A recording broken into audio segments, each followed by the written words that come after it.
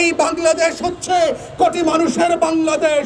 এই বাংলাদেশ সবার বাংলাদেশ হবে, যেই বাংলাদেশের জন্য 16 বছর ধরে কথা বলার জন্য আমরা লড়াই করেছি। আজকে এবি পার্টির পক্ষ থেকে আমরা এখানে এসেছি গত বছর এই ভারতীয় উপমহাদেশের ইতিহাসের অনবদ্য অসহিংস আন্দোলন করে এই এলাকার সবচেয়ে বড় দানব ফেরাউনকে যারা বুকের রক্ত দিয়ে মোদিস্থানে পাঠিয়ে দিয়েছিল সেই উত্তরাবাসী সংগ্রামী জনতার প্রতি কৃতজ্ঞতা জানানোর জন্য। ঠিক একইভাবে এসেছি উত্তরার তরুণ তরুণী, শিক্ষার্থী, ছাত্র ছাত্রীরা এবং এলাকাবাসীরা মিলে সেই দিন পুলিশ, র্যাব এবং যৌথ বাহিনীর গুলির সামনে, স্নাইপারের বুলেটের সামনে আবু সাইদের মতো বুক চেতিয়ে দিয়ে লাল সবুজের পতাকাকে অক্ষুণ্ণ রাখবার চেতনা প্রকাশ করেছিলেন, তাদের প্রতি কৃতজ্ঞতা জানাতে। ঠিক একইভাবে এসেছি আপনাদেরকে এটাও মনে করিয়ে দিতে, 1 বছর পেরোতে না পেরোতেই নতুন করে বাংলাদেশে আবার দিল্লির আধিপত্যবাদের সেই কালো ছায়া এবং ছোবলের আশঙ্কা আমরা দেখতে পাচ্ছি। আপনারা দেখেছেন সোহেল তাজের মতো একটা পতিত ভদ্রপী আওয়ামী গোখরা সাপের সাথে মিটিং করেছে অন্তর্বর্তীকালীন সরকার প্রধান। এবং আমরা যারা 75 পরবর্তী ইতিহাস দেখেছি, সেই দিন আওয়ামী লীগের ভারপ্রাপ্ত সভাপতির দায়িত্ব নিয়েছিল এই সোহেল তাজের মা জোহরা তাজউদ্দিন। অতএব যারা মনে করে থাকে যে আওয়ামী লীগের ভিতরে আবার ভালো আওয়ামী লীগ, সুশীল আওয়ামী লীগ, ভদ্র আওয়ামী লীগ বলে কিছু আছে, তারা এখনো গোখরা সাপ চিনতে পারে নাই, তারা এখনো কুমিরের ছোবল চিনতে পারে নাই। সাপের মধ্যে চেহারা যত সুন্দর হোক, সেটা শত সোনালি রূপের হোক, সেই সাপ যত সুন্দর করে নাচে এবং গায়, সাপ সাপই থাকে, ওই সাপের বিষের মধ্যে কোনো তফাৎ হয় না। তাই আমরা অন্তর্বর্তীকালীন সরকারকে মনে করিয়ে দিতে চাই, আওয়ামী লীগের কোনো বিশুদ্ধ ভাষণ হবে না কোনোদিন। আওয়ামী লীগ, আওয়ামী রক্ত হচ্ছে এক দূষিত রক্তধারার নাম, মীর জাফরের বংশধারার নাম হচ্ছে আওয়ামী লীগ, লেন্দুব দর্জিয়ার জগৎ শেঠের উত্তরসূরিদের নাম হচ্ছে আওয়ামী লীগ, উমিচাঁদ আর রায়দুল্লভের মতো 1757 সালে যারা বাংলার স্বাধীনতা ব্রিটিশ বেনিয়াদের কাছে বেচে দিয়েছিল, যারা গত 16 বছর ধরে বাংলার স্বাধীনতা, বাংলার স্বার্থ, আমার আপনার টাকা পুঁজি বেনিয়াদের মতো করে দিল্লির কাছে, মোদির কাছে বেচে দিয়েছিল, সেই দূষিত রক্তধারার নাম হচ্ছে আওয়ামী লীগ, শেখ পরিবার, যাদের ব্যাপারে কোনো ক্ষমা নাই, কোনো পুনর্বাসন নাই।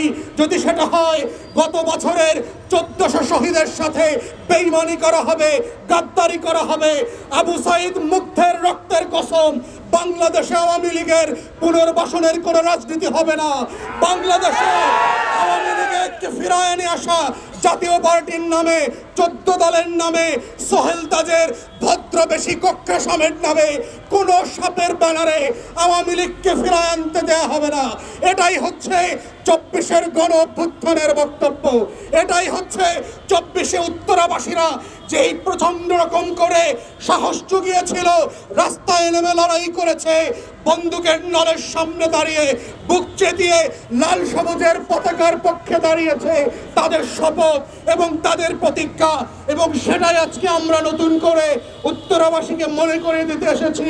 যেই চেতনা নিয়ে, যেই অঙ্গীকার নিয়ে আপনারা গত বছর রাস্তায় রাস্তায়, পাড়ায় পাড়ায়, মহল্লায় মহল্লায় দিল্লির আধিপত্যবাদকে লড়াই করেছিলেন, আওয়ামী আধিপত্যবাদের বিরুদ্ধে, ছাত্রলীগ যুবলীগের সন্ত্রাসীদের বিরুদ্ধে দাঁড়িয়েছিলেন, ঠিক একই অঙ্গীকার নিয়ে আবার বাংলাদেশ 2 পুনর্গঠনে আপনাদেরকে লড়াই করতে হবে, মাঠে নামতে হবে। 1400 শহীদের স্বপ্নের সেই বাংলাদেশ 2 দায় দরদের ভিত্তিতে বানাতে হবে। এই বাংলাদেশ হচ্ছে কোটি মানুষের বাংলাদেশ, এই বাংলাদেশ সবার বাংলাদেশ হবে, যেই বাংলাদেশের জন্য 16 বছর ধরে কথা বলার জন্য আমরা লড়াই করেছি। হাজার হাজার গুম হয়ে যাওয়া, খুন হয়ে যাওয়া আয়না ঘরের মানুষগুলোর জন্য আমরা লড়াই করেছি। যেই বাংলাদেশের $234 বিলিয়ন লুট হয়ে যাওয়া সম্পদ চুরির বিরুদ্ধে আমরা লড়াই করেছি। সেই লড়াইটাকে অব্যাহত রাখতে হবে, জারি রাখতে হবে। যেই লড়াইয়ের অংশীদার ছিলেন আপনারা উত্তরাবাসীরা, রক্ত দিয়ে লড়াই করে, অস্ত্র ছাড়া বুক চেতিয়ে বাংলাদেশকে লড়াই করে বাঁচিয়ে রেখেছিলেন। সেই কফিনের মিছিল হচ্ছে উত্তরাবাসীর মিছিল। সেই মিছিল থেকে আপনারা যেভাবে বাংলাদেশের লড়াইয়ের প্রতিজ্ঞা অব্যাহত রেখেছিলেন, আমরা আজকে আবার ফিরে এসেছি এবি পার্টির পক্ষ থেকে আপনাদেরকে স্মরণ করিয়ে দেওয়ার জন্য যে সেই লড়াইটা এখনো শেষ হয় নাই। নতুন বাংলাদেশ দুই গড়বার যে লড়াই, সেটা অব্যাহত রাখতে হবে আগের মতো করেই, যার যার জায়গা থেকে, যতদিন না পর্যন্ত আবু সাইদ মুগ্ধের সেই দেয়ালে দেয়ালে আখরে আখরে রক্ত দিয়ে লেখা বাংলাদেশের স্বপ্নগুলো বাস্তবায়ন না হবে, ততদিন পর্যন্ত আমাদের সেই লড়াই চলছে এবং চলবে। উত্তরাবাসীদেরকে আবারও সেই আহ্বান জানিয়ে বাংলাদেশ গড়বার লড়াইয়ে সামিল হবার কথা বলে আমার বক্তব্য এখানেই শেষ করছি। সবাইকে অসংখ্য ধন্যবাদ।